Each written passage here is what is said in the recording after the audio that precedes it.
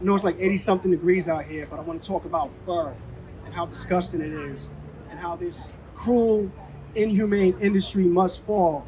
Now we've seen a lot of industries, a lot of companies drop fur from the inventory, but we're not done. We still got a long way to go.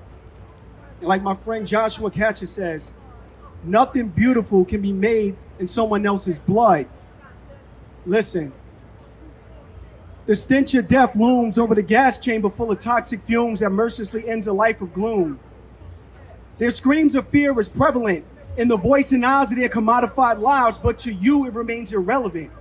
Viewed as nothing more than an expensive accessory for all to adore, while the horrific process from which fur came remains ignored. You wear death proudly on your backs, or perhaps the trim on your hood of those ridiculous looking hats. Animals skinned alive for their fur hides and their remains tossed to the side, another beautiful life denied. After gripping and biting at a wire cage, spinning in circles with piercing eyes full of fear and rage and wallowing around in their own filth, yet he who wears their precious fur holds no guilt. This sickening display of humanity has driven these creatures beyond insanity, all in the name of masking your insecurities with blood-stained vanity. Welcome to hell, where animals are violently yanked from cages, to having their coats ripped from their bodies to be left prone and naked, all to be made into the creation for the sake of someone famous. Disregard the barbarity of leg traps for something that's not even a necessity, but they admire your fur on the backs of heartless celebrities. And there are people that would loudly and proudly defend their choice to wear tortured animal skin. I call it sin. You call it culture to try to lessen the fact that you add to their total oppression, because what stands between the fox and liberation is undoubtedly a poor taste of a fashion statement. Your disregard and hatred for animals is outright blatant. The blood on your hands are of victims that remain faceless, born to suffer so they die nameless, while you cover their skin and walk around so blissful and brainless. And I say brainless because if sense is what you had, you'd be able to understand why I'm so goddamn mad. See, to you, the lives of these animals mean nothing at all, except that you get to exploit them at the end of the fall.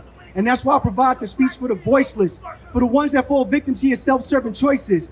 I speak for the mink that viciously had her neck snapped, for mother coyotes caught in the cold grip of a steel leg trap, for defenseless rabbits that have their paws turned into souvenirs, keychains, and lucky charms. That shit is disgustingly wrong.